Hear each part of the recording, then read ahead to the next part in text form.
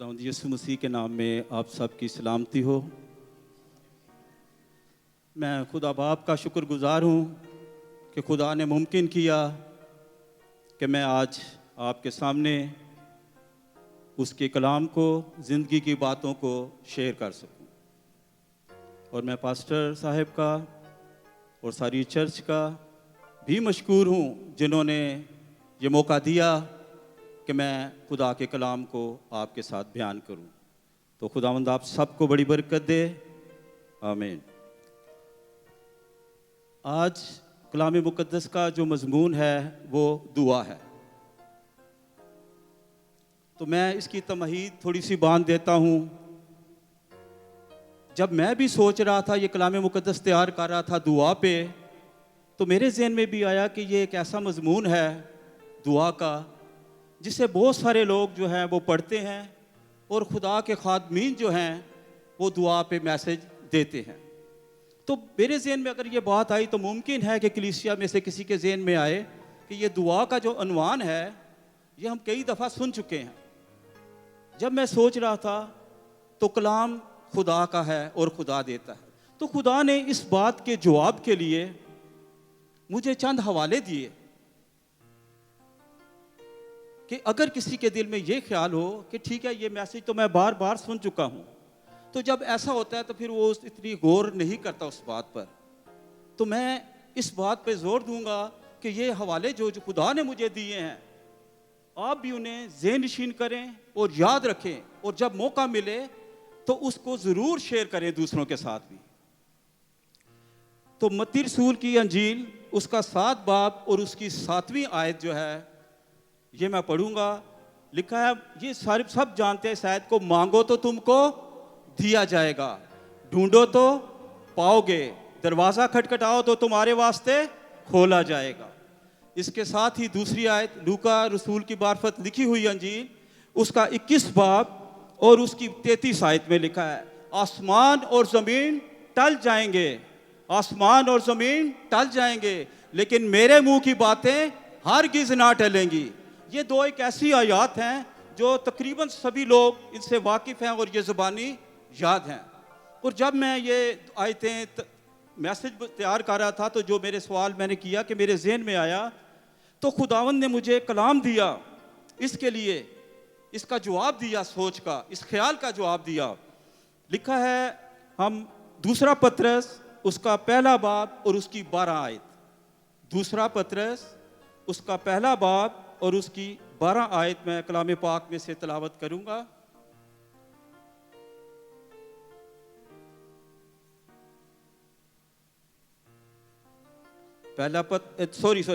दूसरा पत्रस उसका पहला बाब उसकी 12 आयत, दूसरा पत्रस उसका पहला बाब उसकी 12 आयत। इसलिए मैं तुम्हें ये बातें याद दिलाने को हमेशा मुस्तहिद रहूंगा, अगरचे उनसे वाकिफ हो और उस हक बात पर कायम हो जो तुम्हें हासिल है।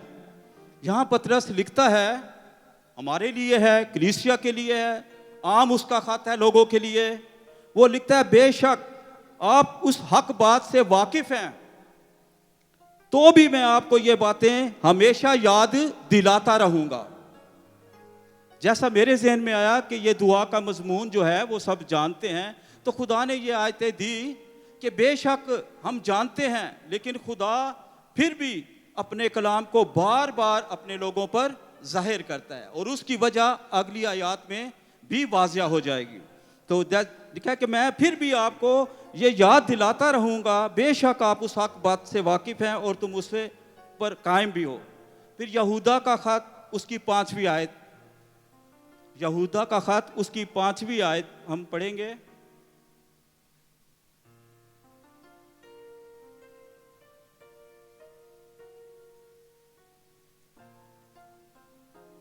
यहूदा का खत उसकी 5वीं आयत, उसका एक ही बाब है। लिखा है, अगरचे तुम सब बातें एक बार जान चुके हो तो भी ये बात याद दिलाना चाहता हूं।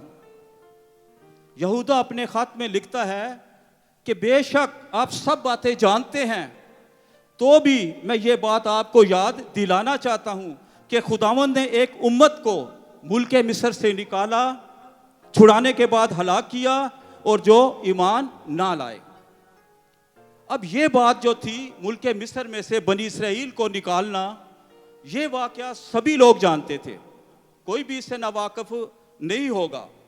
लेकिन फिर भी यहूदा जो अपने खात में लिखता है कि अगरचे तुम सब बातें एक बार जान चुके हो तो भी ये बात याद दिलाना चाहता हूँ। तो इसी तरह का आज कलाम है, मैसेज है कि दुआ का मैसेज जो है वो खुदा आपको बार बार याद दिलाता है। एक और आयत इब्रानियों 6:7, इब्रानियों का खत पौलुस रसूल का इब्रानियों के नाम 6 बाब और उसकी 7वीं आयत।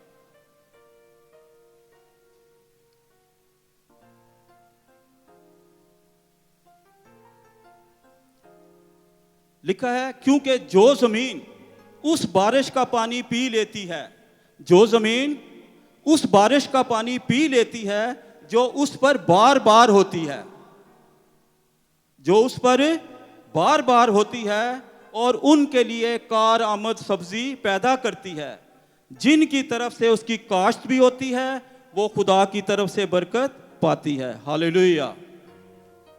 कलाम मुकद्दस में खुदा अपने बंदा के वसीला से हमें सिखाता है कि जो ज़मीन उस बारिश के पानी को पी लेती है, जो दिल खुदावंद के कलाम को बार बार कबूल करता है, लिखा है कि उस पर फजल होता है और उसके अंदर वो कार आमद सब्जी पैदा करती है।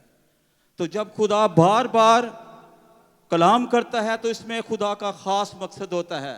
किसी भी बात में खुदा चाहता है कि वो बात जो है वो इंसान के दिलों में जड़ पकड़ जाए, मजबूत हो और वो फलदार दरख्त हो।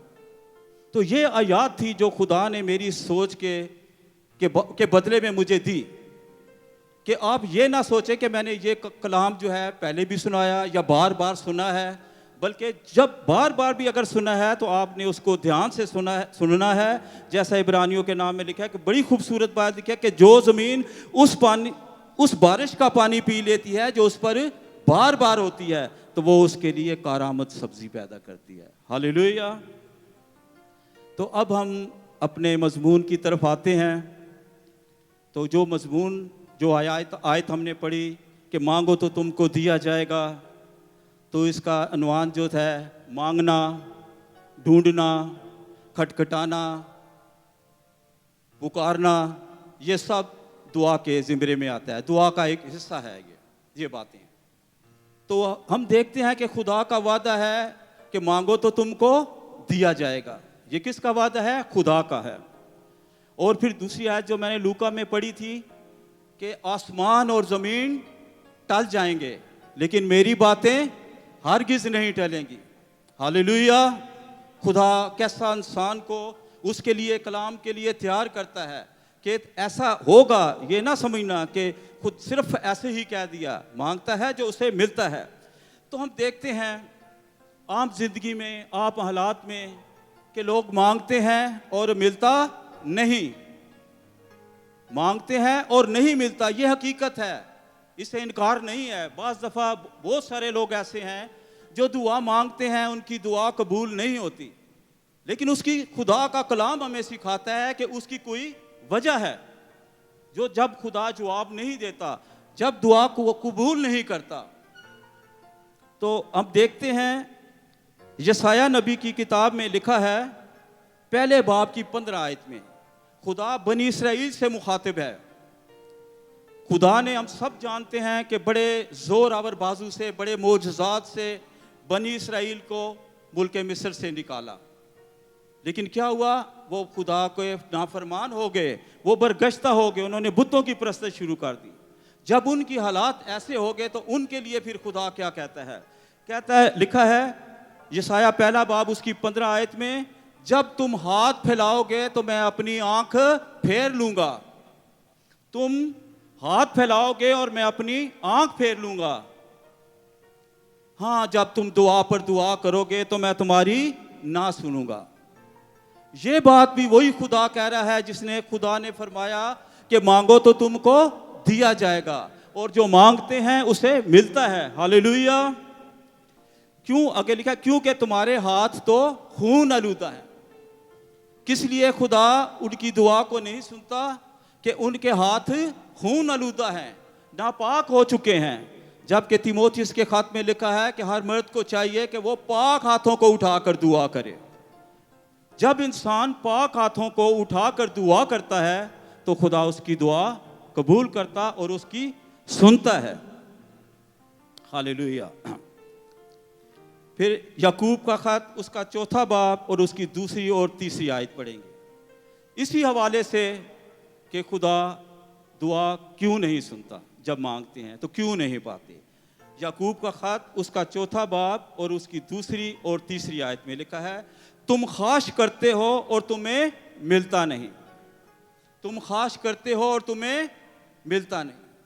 लेकिन खुदा का कलाम में ये भी लिखा है कि उस पर ईमान रख तो वो तेरी ख्वाहिशों को भी पूरा करेगा। लेकिन यहाँ क्यों लिखा है कि तुम ख्वाहिश करते हो और तुम्हें मिलता नहीं? तुम खून और हसद करते हो और कुछ हासिल नहीं कर सकते। तुम झगड़ते और लड़ते हो, तुम्हें इसलिए नहीं मिलता कि मांगते नहीं। किस हालत में मांगते हैं? जब वो लड़ाई झगड़े की हालत में मांगते हैं तो फिर खुदा नहीं सुनता। फिर 3 आयत जो मैंने कहा लिखा है, तुम मांगते हो और पाते नहीं इसलिए कि बुरी नीयत से मांगते हो। तुम मांगते हो और पाते नहीं इसलिए कि बुरी नीयत से मांगते हो ताकि अपनी ऐशो इशरत में खर्च करो। अब ये दूसरे हवाले में भी लिखा है कि जब ना मिलने की वजह जो है वो ये है कि आप अपनी ऐशो इशरत के लिए मांगते हैं, खुदा के काम के लिए नहीं, खुदा के लोगों के लिए नहीं। बनी इसराइल के लिए दुआ करता है, दुआ में लिखा है कि वो इसलिए नहीं खुदा सुनता था कि उनके लिए खुदा ने बड़े बड़े काम किए थे। तो हमारे लिए भी खुदा ने उससे बड़ा काम किया है कि अपनी जान सलीब पर दे दी है।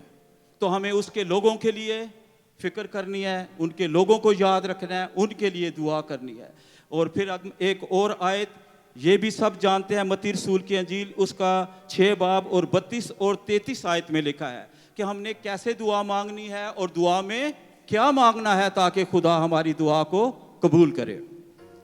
मत्ती रसूल की मार्फत लिखी हुई अंजील उसका 6 बाब उसकी 32 और 33 आयत में लिखा है, इसलिए फिक्रमंद होकर ये ना कहो कि हम क्या खाएंगे या क्या पिएंगे या क्या पहनेंगे, क्योंकि इन सब चीज़ों की तलाश में गैर कौमें रहती हैं और तुम्हारा आसमानी बाप जानता है कि तुम इन सब चीज़ों के मोहताज हो। हम दुआ किससे मांगते हैं? ऐ हमारे बाप। और वो कौन से बाप से दुआ मांगते हैं? आसमानी बाप से मांगते हैं। और वो हमारे मांगने से पहले जानता है। लेकिन वो क्या कहता है? वो कहता है कि पहले उसकी बादशाही और उसकी रास्तबाजी की तलाश करो तो ये चीज़ें मैं तुम्हें दे दूंगा। मैं जानता हूं तुम्हें इन चीज़ों की ज़रूरत है। तो उसकी बादशाही के तलक से मत्ती रसूल की अंजील का अगर हम मुतालिया करें तो लिखा है कि खुदा की बादशाही किस चीज़ की मानद है, क्योंकि यहाँ तो इतना वक्त नहीं होता कि वो सारी वाक़यात बताएं, लिखे पढ़े जाएं, सुनाए जाएं। लेकिन आप जानते हैं मत्ती रसूल की अंजील में पढ़ें कि खुदा की बादशाही किसकी मानद है। फिर लिखा है कि उसकी रास्तबाजी की तलाश करें, किसी इंसान की नहीं, किसी के इंसान को देख कर नहीं, खुदा की रास्तबाजी की तलाश करें। और खुदा की रास्तबाजी हमें कहाँ से मिलती है? हालेलुया, खुदावंद के कलाम से। उसकी बादशाही की तलाश करते हैं तो वो कहाँ से उसका तफसील मिलती है? उसके मुकद्दस कलाम में से। इसलिए मुकाशफा की किताब में लिखा है, इस नबूवत की किताब का पढ़ने वाला और इसके सुनने वाले और जो कुछ इसमें लिखा है उस पर अमल करने वाले मुबारक हैं। क्योंकि तभी हम सारी बातों को जान सकेंगे जब हम उसके मुकद्दस कलाम को पढ़ते हैं, उसे सुनते हैं, उस पर गौर करते और उस पर अमल करते हैं तो खुदा हालेलुया अपने लोगों की दुआ को कबूल करता है। आमीन। अब 2 आयात और मैं खुदावंद के कलाम में से तलावत करूंगा। पहला यूहन्ना उसका 3 बाब और उसकी 22 आयत। पहला यूहन्ना का खत उसका 3 बाब और उसकी 22 आयत में यूहन्ना लिखता है बड़ी दिलेरी के साथ, आज़ादी के साथ, और जो कुछ हम मांगते हैं वो हमें उसकी तरफ से मिलता है। हमने पहले सुना कि नहीं मिलता, लेकिन वो किस दिलेरी से कह रहा है? जो कुछ हम मांगते हैं वो हमें उसकी तरफ से मिलता है। क्यों मिलता है? इसलिए कि हम उसके हुक्मों पर अमल करते हैं और जो कुछ वो पसंद करता है वो बुझा लाते हैं। हालेलुया। जो कुछ खुदा पसंद करता है जब वो बजा लाते हैं, जब उसके हुक्मों पर अमल करते हैं, तो फिर खुदा अपने लोगों की दुआओं को सुनता है। यूहन्ना लिखता है कि जो कुछ हम मांगते हैं हमें उसकी तरफ से मिलता है। ये तीसरे बाब की 22 आयत में लिखा है। और इसी तरह यूहन्ना के पहले खत के 5 बाब की 14 आयत में भी ऐसी ही एक आयत लिखी है। और हमें जो उसके सामने दलेरी है उसका सबब ये है, लिखता है, और हमें जो उसके सामने दलेरी है खुदा के, उसका सबब यह है कि अगर उसकी मर्जी के मुआफिक कुछ मांगते हैं तो वो हमारी सुनता है। हालेलुया। अगर हम उसकी मर्जी के मुताबिक मांगते हैं तो वो हमारी सुनता है। और उसकी मर्जी के मुताबिक हमने पढ़ा था मत्ती की अंजील में कि वो चाहता है कि पहले उसकी बादशाही और उसकी रास्तबाजी की तलाश करें तो बाकी चीज़ें तुम्हें मिल जाएंगी। मैं जानता हूं कि मेरे बच्चों को, मेरे लोगों को किन चीज़ों की ज़रूरत है, वो किन चीज़ों के मोहताज हैं।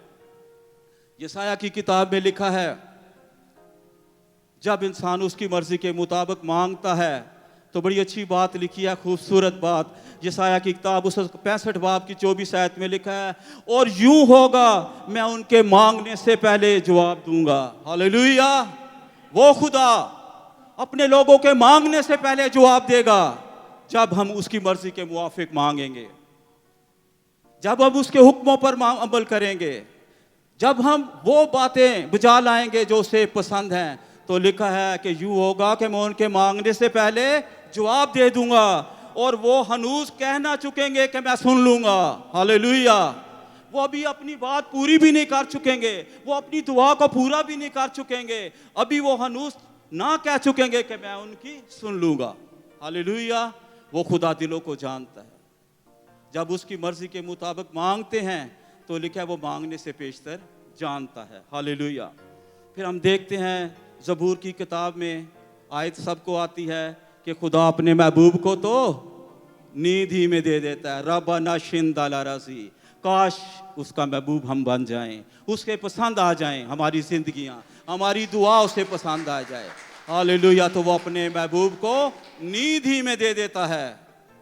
फिर अमाल की किताब में दाऊदी के तलक से लिखा है कि दाऊद मेरे दिल के मुआफिक मुझे मिल गया। हालेलुया। दाऊद ऐसे ही खुदा ने नहीं लिखवा दिया कि दाऊद मेरे दिल के मुआफिक मुझे मिल गया है। वो दिलों को जानता है। आगे लिखा है कि वही मेरी तमाम मर्जी को पूरा करेगा। हालेलुया। जब हम उसकी तमाम मर्जी को पूरा करते हैं तो खुदा हमारी दुआ को सुनता है, फिर हम उसके महबूब हो जाते हैं, उसके दिल के मुआफिक हो जाते हैं। हालेलुया। हम देखते हैं, थोड़ा सा पीछे चले जाते हैं। मुख्तसर बात, ये बात पहले कभी मेरे जहन में नहीं आई थी, लेकिन जब कलाम मुक़द्दस की मैं स्टडी कर रहा था तो ये बात मेरे जहन में आई कि जैसे हमने सुना कि वो हमारे मांगने से पेशतर जानता है कि हमें किन किन चीज़ों की ज़रूरत है। तो अगर हम आदम की पर निगाह करें, इब्तदा में आदम पर निगाह करें, तो खुदा ने आदम को बनाया था जब ज़मीन आसमान और सारी चीज़ें बनाई थी? नहीं, अभी तक खुदा ने आदम को नहीं बनाया था। खुदा जानता था कि मैंने इसे बनाना है, इसे आराम करने की भी ज़रूरत है, इसे काम करने की भी ज़रूरत है, इसे खाने पीने की भी ज़रूरत है। तो खुदा ने पहले क्या किया? आसमान बनाया, ज़मीन बनाई, फलदार पौधे बनाए, उगाए, बीज उगाया, उसके लिए गोश्त का बंदोबस्त खुदा ने किया। जब सारा कुछ खुदा ने उसके खाने पीने का बंदोबस्त कर लिया तो फिर उसने हालेलुया इंसान को बनाया ताकि उसे किसी चीज़ की कमी ना हो। खुदा नहीं चाहता कि मेरे लोग किसी बात के मोहताज हों। खुदा ने जब आदम को बनाना था तो उससे पहले सारी चीज़ें उसके लिए तैयार की, स्टेज तैयार किया। हम अगर हवाला देखते हैं, हम हवाला नहीं देखते, हम देखते हैं क्या लिखा है कि उसके हजूरी में आने वालों को ईमान रखना चाहिए कि वो मौजूद है। जब उसके हजूर हम आते हैं तो हमारा ईमान होता है कि वो हमसे पहले मौजूद है। उसे पता है कि मेरे लोगों ने आना है, मेरी सिताइश करनी है, मेरे कलाम को शेयर करना है। आसमान उसका तख्त और ज़मीन उसके पाँव की चौकी है, वो कहीं दूर नहीं जा सकता, वो हमारे दरमियान में हर वक्त मौजूद है। हालेलुया। अभी कुछ वक्त है तो मैं पहले तो मुख्तसर चाहता था, लेकिन हमारे पास वक्त है तो मैं सुलेमान बादशाह का वाक़या आपके सामने शेयर करना चाहता हूँ पढ़कर कलाम मुक़द्दस में से। पहली सलातीन 3 बाब और 7 से 14 आयत। पहला सलातीन उसका 3 बाब और उसकी 7 से 14 आयत मैं कलाम मुक़द्दस में से तिलावत करूँगा।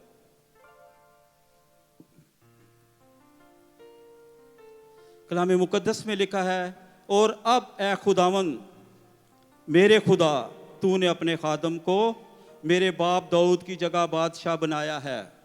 सुलेमान नबी खुदा के हजूर में दुआ करता है कि तूने मेरे बाप की जगह मुझे बादशाह बनाया है, और मैं छोटा लड़का ही हूँ, और मुझे बाहर जाने और भीतर आने का शऊर नहीं।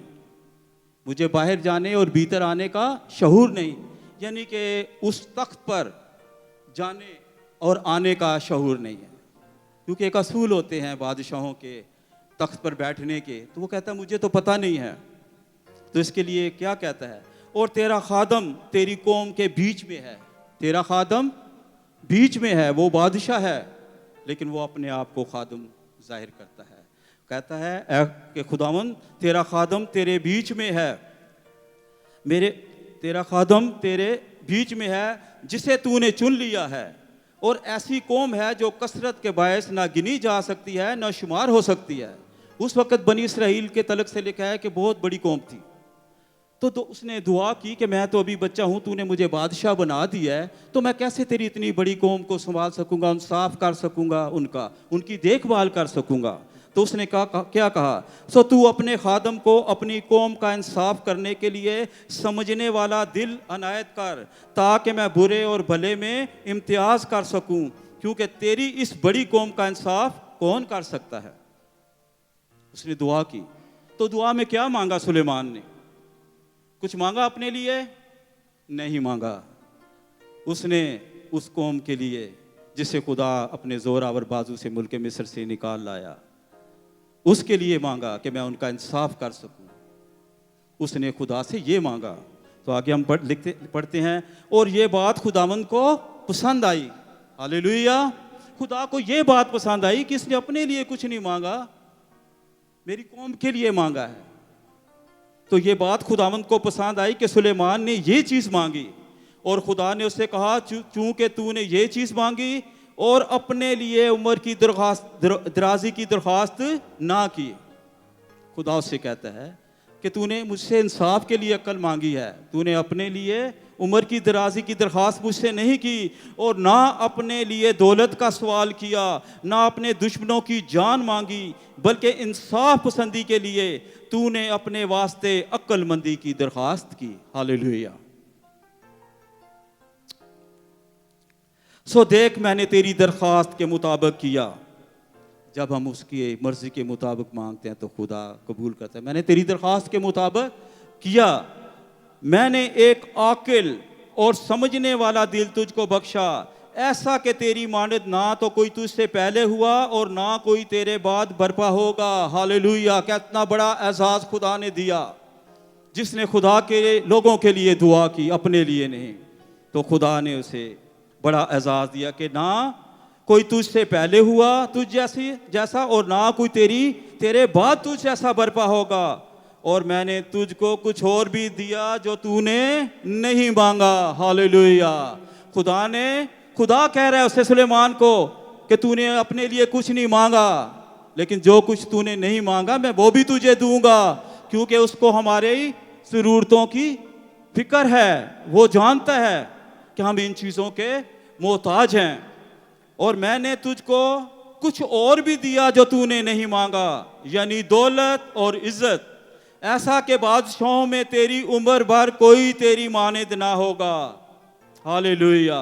कि तेरी उम्र भर कोई तेरी मानद ना होगा, और अगर तू मेरी राहों पर चले और मेरे आइन और अहकाम को माने जैसे तेरा बाप दाऊद चलता रहा, तो मैं तेरी उम्र को दराज करूंगा। हालेलुया। ये बात है खुदा की कि खुदा चाहता है कि हम उसके लोगों की फिक्र करें, उसकी रास्तबाजी की तलाश करें, उसकी बादशाही की तलाश करें। जो कुछ खुदा पसंद करता है वो मांगें, जो उसकी मर्जी है वो मांगें। उसके हुक्मों पर मांगें तो वो हमारे मांगने से पहले ही, यशाया में हमने पढ़ा कि अभी तुम कह भी ना चुकोगे, अनूज कह ना चुकोगे कि मैं तुम्हारी सुन लूंगा। हालेलुया। मैं एक को इसका आगे भी पढ़ना चाहता हूँ। मैंने देखा, टाइम देख रहा था, तो खुदा से जब उसने हिकमत मांगी तो खुदा ने कहा मैंने तुझे एक आकिल और समझने वाला दिल अनायत किया है। तो इसी में तीसरे बाब की 16 आयत से मैं पढ़ूंगा। लिखा है, उस वक़्त 2 औरतें जो कस्बी थीं बादशाह के पास आईं और उसे के आगे खड़ी हुईं, और एक औरत कहने लगी, ऐ मेरे मालिक, मैं और ये औरत दोनों एक ही घर में रहती हैं, और इसके साथ घर में रहते हुए मेरे एक बच्चा हुआ है, और मेरे जच्चा हो जाने के बाद तीसरे दिन ऐसा हुआ कि ये औरत भी जच्चा हो गई, और हम एक ही साथ थी।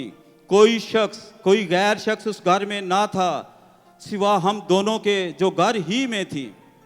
और इस औरत का बच्चा रात को मर गया क्योंकि ये उसके ऊपर लेट गई थी। सो ये आधी रात को उठी, और जिस वक़्त तेरी लोंडी सोती थी, मेरे बादशाह को मेरे बेटे को मेरी बगल से लेकर अपनी गोद में ले लिया। ये बात सुलेमान नबी के सामने आई, आजमाइश थी, और खुदा ने जैसा कहा आकिल दिल दूंगा वैसा ही खुदा ने दिया, और उसने वैसा ही इंसाफ किया। लिखा है कि बगल में लिए मेरे गोद में आई और मेरे मरे हुए बच्चे को अपनी गोद में डाल दिया। सुबह को जब मैं उठी कि अपने बच्चे को दूध पिलाऊं तो क्या देखती हूं कि वो मरा पड़ा है। पर जब मैंने सुबह को गौर किया तो क्या देखा, ये मेरा लड़का नहीं है जो मेरे हुआ था। फिर वो दूसरी औरत कहने लगी, नहीं, ये जो जीता है मेरा बेटा है और मरा हुआ तेरा बेटा है। उसने जवाब दिया, नहीं, मरा हुआ तेरा बेटा है और जीता मेरा बेटा है। अब वो दोनों औरतों के दरमियान में बहस शुरू हो गई, एक झूठी थी और एक सच्ची थी। अब इसका इंसाफ करना है। सुलेमान तो नहीं जानता था, ना उस घर में था, लेकिन खुदा ने उसे हिकमत दी थी इंसाफ के लिए। तो लिखा है, तब बादशाह नहीं उसके वो बादशाह के हजूर इसी तरह कहती रहीं। तब बादशाह ने कहा, एक कहती है ये जो जीता है मेरा बेटा है और जो मर गया है वो तेरा बेटा है, और दूसरी कहती है कि नहीं, बल्कि जो मर गया है वो तेरा बेटा है और जो जीता है वो मेरा बेटा है। सो बादशाह ने कहा, मुझे एक तलवार ला दो। तब वो बादशाह के पास तलवार ले आए। ये खुदा की हिकमत थी। मुमकिन था कि बादशाह ऐसा ना करता, उस बच्चे के दोष से करता, लेकिन सारी रहनुमाई किसने की? खुदा ने उसकी। तो जो नौकर थे वो तलवार ले आए। फिर बादशाह ने फरमाया कि इस जीते बच्चे को चीर कर 2 टुकड़े काट डालो और आधा एक को और दूसरा दूसरी को दे दो। तब उस औरत ने, जिसका वो जीता बच्चा था, बादशाह से अर्ज की, क्योंकि उसके दिल में अपने बेटे की ममता थी। सो वो कहने लगी, ऐ मेरे मालिक, ये जीता बच्चा उसी को दे दे, पर उसे जान से ना मरवा। लेकिन दूसरी ने कहा, ये ना मेरा ना तेरा, इसे चीर डालो, क्योंकि वो उसका नहीं था। तब बादशाह ने हुक्म किया कि जीता बच्चा उसी को दो और उसे जान से ना मारो। बादशाह को खुदा ने अकल बख्शी, और जिसका बेटा था बादशाह ने उस औरत के हवाले किया, क्योंकि वही उसकी माँ है। और सारे इसराइल ने ये इंसाफ जो बादशाह ने किया सुना, और वो बादशाह से डरने लगे, क्योंकि उन्होंने देखा कि अदालत करने के लिए खुदा की हिकमत उसके दिल में है। हालेलुया। वो किसी इंसान की नहीं थी। ये हिकमत थी जो सुलेमान ने खुदा से मांगी। ये अक्लमंदी थी जो सुलेमान ने खुदा से मांगी, तो खुदा ने उसे इंसाफ के लिए ये अकल बख्शी। तो आज ये हमारे लिए पैगाम है कि हम मांगें और हमें मिले, हम ढूंढें तो हम पाएं। तो खुदा कहता है कि उसकी रास्तबाजी की तलाश करो, उसकी बादशाही की तलाश करो, उसके हुक्मों को मानो, और जो वो पसंद करता है उसे बजा लाओ, और उसकी मर्जी के मुआफिक मांगो। तो मैं तुम्हारे मांगने से पेशतर जानता हूँ कि तुम किन चीज़ों के मोहताज हो। हालेलुया। खुदावंद इस कलाम के वसीला से मुझे और आप सबको बड़ी बरकत दे। आइए हम अपने सरों को झुकाएं और दुआ करें। मेहरबान बाप, मैं तेरा शुक्र करता हूँ तेरे कलाम के लिए। मैं दुआ करता हूँ खुदावंद का तेरा कलाम जो मेरे लिए भी है, सब सुनने वालों के लिए है, हम सबको तौफीक अता कर कि जैसा तू फरमाता है, जैसा तू चाहता है कि तेरे लोग तुझसे मांगें, हमें वैसा ही मांगना सिखा। ऐ खुदावंद खुदा, जैसे सुलेमान को तूने अक्ल बख्शी, हिकमत बख्शी, खुदावंद खुदा हमें भी अता कर, ताकि हम खुदावंद तेरे लोगों के लिए, जिनके लिए तूने खून बहाया, जान दी खुदावंद, उनके लिए तेरे हजूर शिफात करें, उनके लिए दुआ करें। आई खुदावंद खुदा, उनको झपट कर आग से निकालें। खुदावंद खुदा, तेरी बादशाही की तलाश करें और तेरी रास्तबाजी की तलाश करें, ताकि तुझसे पाए। मेहरबान बाप, ये दुआ तेरे बेटे यीशु के नाम में मांगता हूँ, आमीन। अब सबको